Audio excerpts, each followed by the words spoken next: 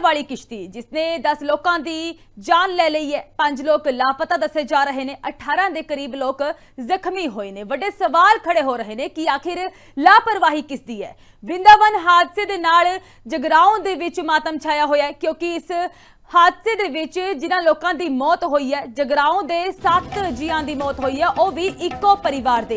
हादसे दौरान जगराओं दे 7 श्रद्धालुआं दी मौत हुई।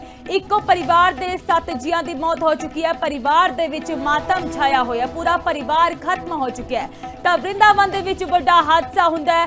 मोगा ते जगराओं दे श्रद्धालुआं दी मौत हो चुकी है ते इस दौरान 5 लोग लापता दसे जा रहे ने। 18 लोग जख्मी होए ने, जिन्हां दा इलाज हस्पताल दे विच चल रहा है।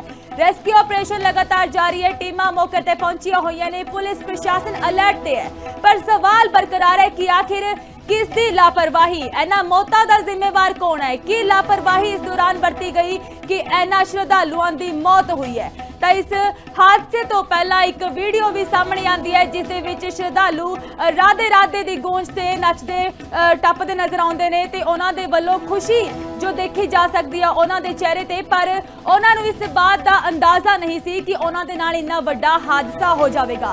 तो इस पूरे हादसे दे विच जानकारी मिल रही है कि इस पूरे हादसे दे विच बहुत वड्डी लापरवाही सामने आई है कि 15 तो 20 लोगों के बैठने की जो इस दे विच क्षमता सी, समर्था सी, पर इस दे विच 35 तो 40 लोगों को बिठाया गया ते इस दे नाल ही किसी चीज दे नाल टकराउण दे कारण यह वड्डा हादसा होया है। इक्को परिवार दे 7 जियां दी मौत हो चुकी है। कौन जिम्मेवार है? सवाल लगातार बड़े हुए ने कि आखिर किसदी लापरवाही है, कौन इसकी जिम्मेवारी लेगा। 7 लोगों की मौत हो चुकी है। केंद्र सरकार दे वल्लों लगातार ऐलान कर दिता गया है मुआवजे नूं लैके मृतकों के परिवारों के लिए, ते इस दे नाल ही जख्मियों के लिए भी ऐलान कर दिता गया मुआवजा। पर कि इस मुआवजे दे नाल इन्हां लोकां दी जिंदगी वापस आ जाएगी, क्योंकि परिवार दे विच मातम दा माहौल है ते परिवार दे वल्लों सवाल खड़े किए जा रहे हैं कि आखिर की होया अजिहा। लोकां दे वल्लों जो सवाल खड़े किए जा रहे हैं। तां तस्वीरां तुसीं देख सकते हो, वक्-वक् तस्वीरां। एक महिला दी तस्वीर जिसकी मौत हुई है इस हादसे दे विच, उसदी सामने आई है। तां मथुरा दे विच जो कि रेस्क्यू ऑपरेशन लगातार जारी है ते दूजे पासे ये भी सवाल खड़े किए जा रहे हैं कि आखिर इस पूरे मामले दे विच लापरवाह कौन है, की लापरवाही इस दौरान बरती गई, कौन लोग सन जिन्हां दे वल्लों इस वड्डे हादसे नूं जो कि बुलावा दिता गया कि अजिहा उन्हां दे वल्लों कीता जा रहा सी कि इन्हां लोकां दी मौत हो चुकी है। तां वृंदावन दे विच किश्ती हादसे च पंजाब दे श्रद्धालुआं दी मौत हुई है। 7 जगराओं दे रहण वाले ने ते कल दोपहर करीब 2:45 बजे यह वड्डा हादसा होया जदों श्रद्धालु बांके बिहारी दे दर्शन दे लई जा रहे सी। कल दोपहर तो ही रेस्क्यू ऑपरेशन जारी है। जगराओं ते मोगा दे रहण वाले सने श्रद्धालु जिन्हां दी मौत हुई, 10 श्रद्धालुआं दी मौत दसी जा रही है। परिवार दे विच सोग दी लहर है, परिवार दे विच मातम छा चुका है। जिथे परिवार दे वल्लों अपने बजुर्गां नूं गुरु धामां दे दर्शन दे लई भेजिया जांदा है ते इस दौरान ये हिंदू धर्म दे जो लोग सीगे जिन्हां दे वल्लों श्री कृष्ण दे दर्शन करन दे लई जा रहे सी ते बांके बिहारी दे दर्शनां दे लई जा रहे सी ते खुशी दे नाल इन्हां नूं घरों भेजिया गया। बच्चियां दे वल्लों अपने बजुर्गां नूं घरों भेजिया गया, पर उन्हां नूं नहीं पता सी कि यह सफर उन्हां दा आखिरी सफर होवेगा। वृंदावन किश्ती हादसे दे विच पंजाब दे श्रद्धालुआं दी मौत हुई है ते 10 श्रद्धालुआं दी हुण तक मौत हो चुकी है। कल दोपहर करीब 2:45 ते यह हादसा वापरिया ते इस दौरान हफड़ा तफड़ी मच जाती है, क्योंकि सारे श्रद्धालु पानी दे विच डुब जाते हैं। करीब 25 फीट की यह डूंघाई दसी जा रही है पानी की, जिस दे विच डुब जाते हैं। मौके ते ऑपरेशन कार चलाए जाते हैं ते 5 लोगों की हाले भी भाल की जा रही है। 5 लोग हजे भी लापता दसे जा रहे हैं। पुलिस प्रशासन मौके ते पहुंचा हुआ है, पर फिर भी सवाल है कि आखिर किसदी लापरवाही, क्यों इन्नी बड़ी लापरवाही सामने आई कि इन्हां लोगों की मौत हो चुकी है। क्योंकि यह भी दस दें कि अजिहा पहली बार नहीं, रोजाना ही वृंदावन मथुरा बहुत लखां की गिणती दे विच श्रद्धालु जाते रहे ते बांके बिहारी दे दर्शन दे लई जाते रहे ते रोजाना ही किश्तियां दे राही वो मंदिरां दे विच जाते रहे। पर अजिहे दे विच बड़ी लापरवाही दे नाल जो बड़ा हादसा होया तां इसने काफी बड़े सवाल खड़े कर दिते ने। तां मथुरा दे विच कहने कि श्री कृष्ण दा ਜਨਮ ਹੋਇਆ ਮਥੁਰਾ ਵਾਸੀ ਨੂੰ ਮਿਲਣ ਦੇ ਲਈ ਲੋਕੀ ਦੂਰ ਦਰਾਡੇ ਤੋਂ ਦੇਸ਼ਾਂ ਵਿਦੇਸ਼ਾਂ ਤੋਂ ਮਥੁਰਾ ਵਰਿੰਦਾਵਨ ਦੇ ਵਿੱਚ ਆਉਂਦੇ ਨੇ ਤੇ ਸ਼ਰਧਾਲੂਆਂ ਦਾ ਜੱਥਾ ਜੋ ਉਸ ਦੌਰਾਨ ਨਿਕਲਿਆ ਹੈ ਤੇ ਇਹ ਵੀ ਜਾਣਕਾਰੀ ਮਿਲੀ ਹੈ ਕਿ ਜਗਰਾਉਂ ਤੋਂ 2 ਬੱਸਾਂ ਜੋ ਕਿ ਨਿਕਲੀਆਂ ਸੀ ਤਾਂ ਬੱਸਾਂ ਦੇ ਰਾਹੀਂ ਇਹ ਵਰਿੰਦਾਵਨ ਪਹੁੰਚੇ ਨੇ ਤਾਂ ਇਸੇ ਵਿਚਾਲੇ ਜੋ ਇਹ ਵੱਡਾ ਹਾਦਸਾ ਹੋਇਆ ਇਸ ਨੇ ਹੁਣ ਵੱਡੇ ਸਵਾਲ ਖੜੇ ਕਰ ਦਿੱਤੇ ਨੇ। ਤਾਂ ਜਿਵੇਂ ਕਿ ਸਹਿਯੋਗੀਆਂ ਦੇ ਵੱਲੋਂ ਵੀ ਦੱਸਿਆ ਗਿਆ, ਜਾਣਕਾਰੀ ਦਿੱਤੀ ਗਈ ਹੈ ਕਿ ਜਗਰਾਉਂ ਤੋਂ ਇਹ 2 ਬੱਸਾਂ ਗਈਆਂ ਸੀ ਤੇ ਇਹ ਬੱਸਾਂ ਇਸ ਤਰੀਕੇ ਦੇ ਨਾਲ ਜਾਂਦੀਆਂ ਨੇ ਜਿਵੇਂ ਕਿ ਕੋਈ ਰੇਟ ਦੇ ਥਰੂ ਲਾਈਕ ਕੋਈ ਬੰਦਾ ਇਹ ਬੋਲਦਾ ਹੈ ਕਿ ਹਾਂ ਤੁਹਾਨੂੰ 5000 ਦੇ ਵਿੱਚ ਜਾਂ 3000 ਦੇ ਵਿੱਚ ਤੁਹਾਨੂੰ ਗੁਰੂ ਧਾਮਾਂ ਦੇ ਦਰਸ਼ਨ ਕਰਾਣਗੇ, ਮੰਦਿਰਾਂ ਦੇ ਵਿੱਚ ਦਰਸ਼ਨ ਕਰਾਏ ਜਾਣਗੇ ਤਾਂ ਖਾਣਾ ਪੀਣਾ ਤੁਹਾਡਾ ਸਾਰਾ ਇਸੇ ਦੇ ਵਿੱਚ ਹੋਵੇਗਾ ਤੇ ਇਹ ਪੂਰੀ ਜਾਣਕਾਰੀ ਦਿੱਤੀ ਜਾਂਦੀ ਹੈ। ਤਾਂ ਇਕੱਠੇ ਹੋ ਕੇ ਸਾਰੇ ਸ਼ਰਧਾਲੂ ਇੱਕ ਬੱਸ ਦੇ ਵਿੱਚ ਮੰਦਿਰਾਂ ਦੇ ਦਰਸ਼ਨਾਂ ਦੇ ਲਈ ਜਾਂਦੇ ਨੇ ਤਾਂ ਕਹਿ ਸਕਦੇ ਆ ਕਿ ਜਗਰਾਉਂ ਤੋਂ ਵੀ ਜਦੋਂ ਬੱਸਾਂ ਗਈਆਂ ਨੇ ਉਹਨਾਂ ਦੇ ਥਰੂ ਗਈਆਂ ਤੇ ਇਹ ਵੀ ਦੱਸਿਆ ਜਾ ਰਿਹਾ ਹੈ ਕਿ ਇੱਕੋ ਜਗ੍ਹਾ ਤੇ ਕੁਝ ਪੜੋਸੀ ਕੁਝ ਗੁਆਂਢੀ ਸੀ ਜੋ ਇਸ ਬੱਸ ਦੇ ਵਿੱਚ ਮੌਜੂਦ ਸੀ। ਤਾਂ ਜਗਰਾਉਂ ਦੇ 7 ਲੋਕਾਂ ਦੀ ਮੌਤ ਇੱਕੋ ਪਰਿਵਾਰ ਦੇ ਜੀ ਦੱਸੇ ਜਾ ਰਹੇ ਨੇ ਤਾਂ ਪੂਰੇ ਪਰਿਵਾਰ ਖਤਮ ਹੋ ਚੁੱਕਿਆ ਹੈ ਪਰ ਇਹ ਪੂਰਾ ਪਰਿਵਾਰ ਖਤਮ ਹੋ ਚੁੱਕਿਆ ਹੈ। ਇਹਨਾਂ ਪਰਿਵਾਰਾਂ ਦੇ ਜੋ ਜੀਆਂ ਦੀ ਮੌਤ ਹੋਈ ਹੈ ਉਸ ਦਾ ਜ਼ਿੰਮੇਵਾਰ ਕੌਣ ਹੈ, ਇਹ ਵੀ ਸਵਾਲ ਲਗਾਤਾਰ ਬਣੇ ਹੋਏ ਨੇ। ਸ਼ਰਧਾਲੂਆਂ ਦੀ ਮੌਤ ਦਾ ਜ਼ਿੰਮੇਵਾਰ ਕੌਣ ਹੈ? ਕੱਲ ਦੁਪਹਿਰ ਕਰੀਬ 2:45 ਤੇ ਇਹ ਵੱਡਾ ਹਾਦਸਾ ਹੁੰਦਾ ਹੈ। ਮੋਟਰ ਬੋਟ ਜਿਸ ਦੇ ਵਿੱਚ ਸ਼ਰਧਾਲੂਆਂ ਨੂੰ ਬਿਠਾਇਆ ਜਾਂਦਾ ਹੈ ਤੇ ਜਾਣਕਾਰੀ ਇਹ ਵੀ ਮਿਲ ਰਹੀ ਹੈ ਕਿ ਇਸ ਮੋਟਰ ਬੋਟ ਦੇ ਵਿੱਚ 15 ਤੋਂ 20 ਸ਼ਰਧਾਲੂ ਲੋਕ ਹੀ ਬੈਠ ਸਕਦੇ ਨੇ। ਪੂਰਾ ਹਾਦਸੇ ਦੇ ਨਾਲ ਜੁੜੀ ਵੱਡੀ ਅਪਡੇਟ ਇੱਕ ਹੋਰ ਤੁਹਾਡੇ ਨਾਲ ਸਾਂਝੀ ਕਰ ਰਹੀ ਆ। ਇਸ ਪੂਰੇ ਮਾਮਲੇ ਦੇ ਵਿੱਚ ਕਿਸ਼ਤੀ ਦੇ ਵਿੱਚ ਸਮਰੱਥਾ ਤੋਂ ਵੱਧ ਸ਼ਰਧਾਲੂ ਬਿਠਾਏ ਗਏ। ਜਿਵੇਂ ਕਿ ਸਹਿਯੋਗੀਆਂ ਦੇ ਵੱਲੋਂ ਲਗਾਤਾਰ ਜਾਣਕਾਰੀ ਦਿੱਤੀ ਗਈ ਹੈ, ਕਿਸ਼ਤੀ ਦੇ ਵਿੱਚ 15 ਤੋਂ 20 ਲੋਕ ਹੀ ਅਲਾਉਡ ਹੁੰਦੇ ਨੇ ਤਾਂ ਮੋਟਰ ਬੋਟ ਦੇ ਵਿੱਚ 15 ਤੋਂ 20 ਲੋਕ ਹੀ ਅਲਾਉਡ ਹੁੰਦੇ ਨੇ ਤੇ ਜੇਕਰ ਉਸ ਤੋਂ ਵੱਧ ਲੋਕ ਬਿਠਾਏ ਜਾਣ ਤਾਂ ਜ਼ਾਹਿਰ ਜੀ ਗੱਲ ਹੈ ਜਿਹੇ ਦੇ ਵਿੱਚ ਕਿਸ਼ਤੀ ਦਾ ਬੇਕਾਬੂ ਹੋਣਾ ਸੰਭਾਵਿਤ ਸੀ। ਤਾਂ ਤੇਜ਼ ਹਵਾਵਾਂ ਦੇ ਕਾਰਨ ਕਿਸ਼ਤੀ ਬੇਕਾਬੂ ਹੋਈ ਤੇ ਇਹ ਕਿਸੇ ਚੀਜ਼ ਦੇ ਨਾਲ ਟਕਰਾਉਂਦੀ ਹੈ ਤੇ ਇਹ ਵੀ ਜਾਣਕਾਰੀ ਮਿਲ ਰਹੀ ਹੈ ਕਿ ਸ਼ਰਧਾਲੂਆਂ ਦੇ ਵੱਲੋਂ ਕਿਹਾ ਗਿਆ ਸੀ ਕਿ ਕਿਸ਼ਤੀ ਨੂੰ ਹੌਲੀ ਚਲਾਇਆ ਜਾਵੇ। ਕਿਸ਼ਤੀ ਜੋ ਕਿ ਵਾਰ-ਵਾਰ ਪਲਟਦੇ ਹੋਏ ਬਚੀ ਸੀ ਤੇ ਇਸ ਦੌਰਾਨ ਜੋ ਇਹ ਹਾਦਸਾ ਹੋਇਆ ਇਹ ਹਾਦਸਾ ਇੱਕ ਕਿਸੇ ਚੀਜ਼ ਦੇ ਨਾਲ ਟਕਰਾਉਣ ਦੇ ਨਾਲ ਹੋਇਆ ਤੇ ਸਮਰੱਥਾ ਤੋਂ ਵੱਧ ਸਵਾਰੀਆਂ ਨੂੰ ਬਿਠਾਉਣ ਦੇ ਲਈ ਸਮਰੱਥਾ ਤੋਂ ਵੱਧ ਜੋ ਸ਼ਰਧਾਲੂਆਂ ਨੂੰ ਇਸ ਕਿਸ਼ਤੀ ਦੇ ਵਿੱਚ ਬਿਠਾਇਆ ਗਿਆ ਤੇ ਲਿਜਾਇਆ ਗਿਆ ਮੋਟਰ ਬੋਟ ਦੇ ਵਿੱਚ ਤੇ ਇਹ ਵੱਡਾ ਹਾਦਸਾ ਉਸ ਦੌਰਾਨ ਵਾਪਰਿਆ ਤੇ 10 ਲੋਕਾਂ ਦੀ ਮੌਤ ਹੋਈ ਹੈ। पंजाब से श्रद्धालु यहाँ दर्शन करने के लिए आए थे। यमुना जी में आचमन करने के बाद वो नाव में बैठ गए। आंधी आई, जैसे ही झंझावात आया नाव पलट गई और नाव पलटने का एक दर्दनाक हादसा हुआ।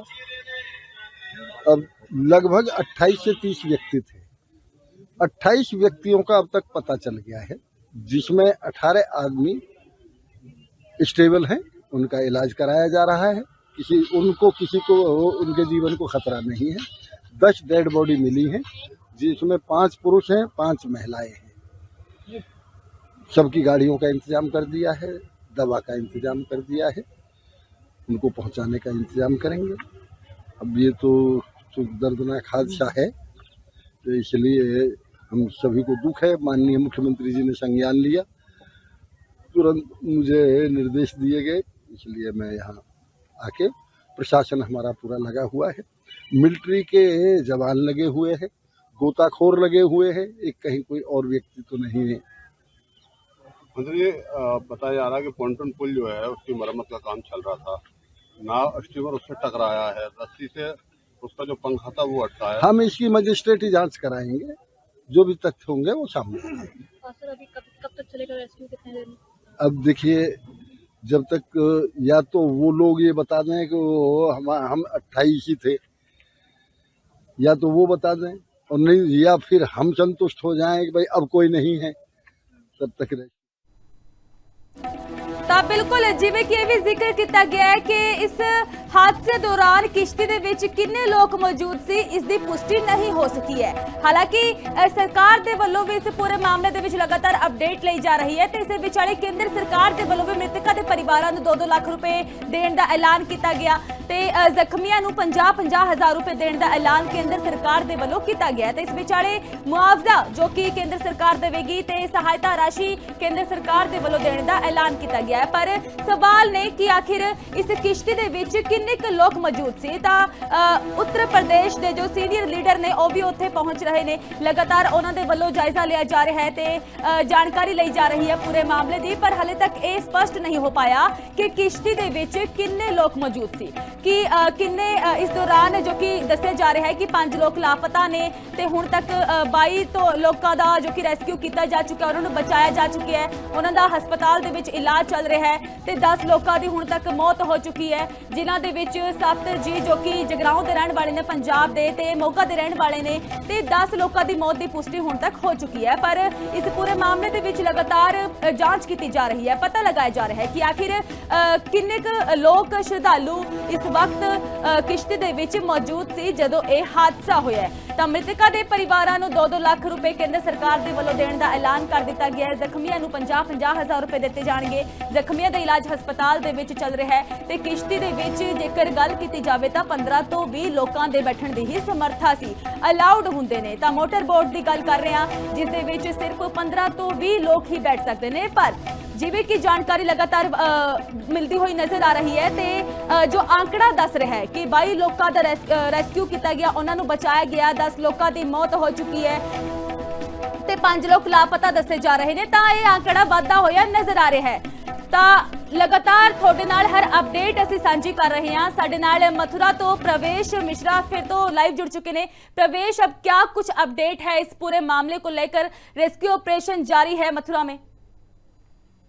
देखिए, बता दूं आपको कि जिस तरीके से 5 लोग जो लापता है उनका रेस्क्यू कार्य बराबर जारी है। वहां पर एनडीआरएफ, एसडीआरएफ और सेना पुलिस, भारतीय सेना लगी हुई है। वहीं पर मैं बता दूं आपको कि पूरी तरह से जो 5 लोग लापता है उनका पूरी रात सर्च ऑपरेशन चला है, लेकिन अभी भी तक जिस तरीके का जो रेस्क्यू किया जा रहा है उसमें अभी तक कहीं सफलता मिलती हुई नजर नहीं आ रही। वहीं बता दूं आपको कि जो लोग घायल हुए थे, जो अन्य हॉस्पिटल में जो एडमिट हुए थे, उनमें से एक महिला अभी जो मथुरा डिस्ट्रिक्ट हॉस्पिटल में एडमिट है, जिसकी स्थिति स्तर बताई जा रही है। वहीं मैं बता दूं जो महिला है, जो यहाँ की जो महिला पिंकी बाला निवासी लुधियाना पंजाब जिला अस्पताल में भर्ती है, जिनके साथ उनकी बेटी भी है। हालांकि जब उनसे हमने बात करना चाहा था उसको बोलने के लिए तैयार नहीं थी। और तो मैं वही बता दूं आपको, जिस तरीके जो हादसा हुआ है, इससे एक बड़ी लापरवाही सामने आ रही है कि जिस तरीके से जो एक मोटर बोट है उसकी जो क्षमता है, यानी ये कहा जाए न तो लाइफ जैकेट, ना ही कोई इंतजाम, और वहीं पर निर्धारित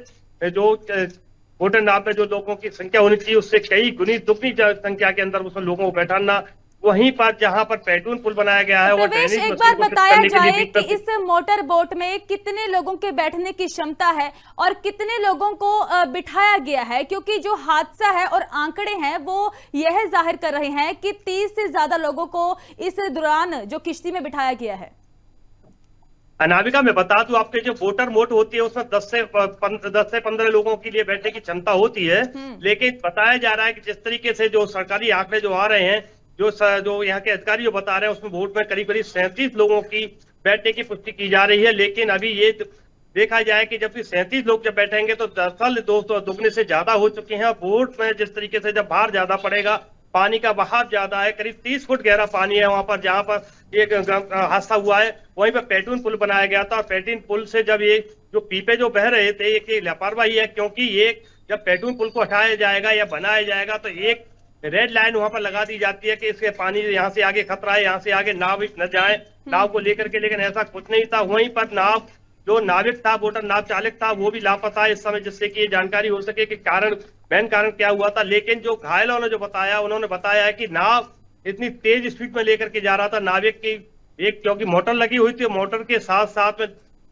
तेज हवा भी चल रही थी, तो नाव जो डिस्बैलेंसिंग हुई है, डिस्बैलेंसिंग के साथ में जो प्रवेश, जानकारी यह भी मिली है कि लोगों की ओर से यह भी कहा जा रहा था कि बोट को धीरे चलाया जाए, क्योंकि लगातार जो चालक है वो बहुत तेज स्पीड में थे इस दौरान।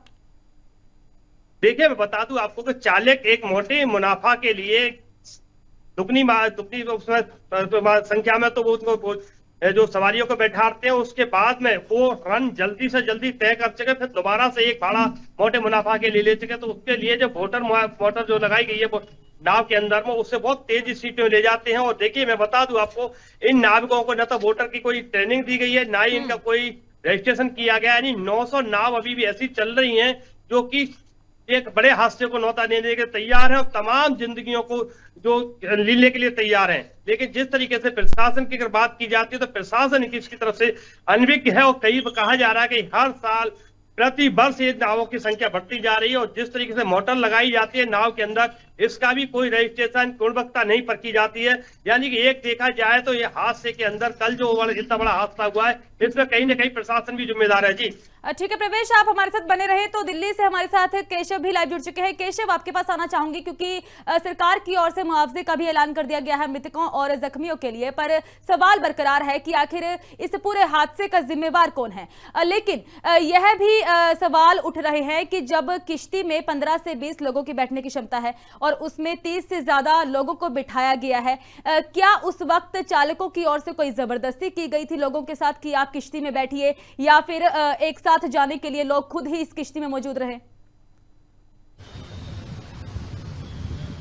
देखिए, जिस बात का जिक्र हमारे अभी स्थानीय रिपोर्टर कर रहे थे, पूरी मौके की जानकारी वो लगातार हमें दे रहे हैं और ये बात हमें समझनी पड़ेगी कि आखिरकार ये जो तमाम मोटर बोट्स वहां पर चलती हैं उन पर जो नियंत्रण है वो उन पर जो तमाम एजेंसीज हैं और उसके अलावा जो तमाम स्थानीय प्रशासन है वो किसी तरीके की कोई गाइडलाइन पालन कराने के लिए जिम्मेदारी सुनिश्चित नहीं करता। और ये समय समय पर होता है जब कोई मोटर गाड़ियां वहां चल रही हैं, उन पर कितने लोगों को बैठने की अनुमति दी जाए, उन मोटर की सर्विसिंग हुई है कि नहीं हुई है और जो मोटर बोट्स वहां चलाई गई हैं उनकी हालिया स्थिति क्या है, इसको लेकर भी कभी कोई मानक तय नहीं किया गया है। और यही बड़ी बात है कि जो तमाम नावें इस वक्त यमुना नदी में चलती हैं उनको चलाने वाले चालकों के पास किसी तरीके के लाइफ सेविंग जैकेट भी नहीं होते हैं। समस्या जब खड़ी होती है जब इस तरीके की कोई घटना निकलकर सामने आती है।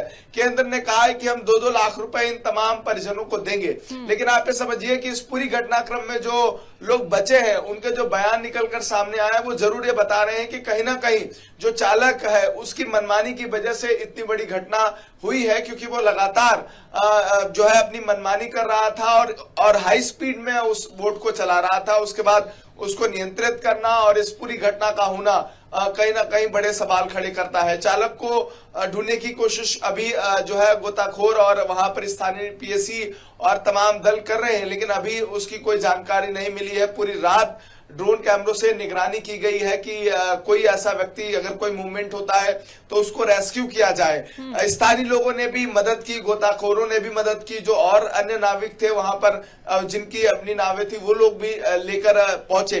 लेकिन चाहे यमुना नदी हो या पूरे देश भर में जो तमाम टूरिस्ट प्लेस है या धार्मिक स्थल हैं, वहां पर चलने वाली नावों पर प्रबंधन को लेकर सरकार ने कभी कोई गाइडलाइन तय नहीं किया है। मनमाने ढंग से ये लोग सवारियों को बैठाते हैं। जिस बात का जिक्र आपने भी किया कि 20 लोगों की अनुमति है और 32 लोग सवार हैं, तो स्वाभाविक सी बात है कि कैसे ये सुनिश्चित हो पाएगा और लोगों की जान कैसे बचेगी जब अधिक लोग उसमें बैठेंगे और उसको नियंत्रित करना भी एक बड़ी चुनौती निश्चित तौर पर होती हुई नजर आएगी।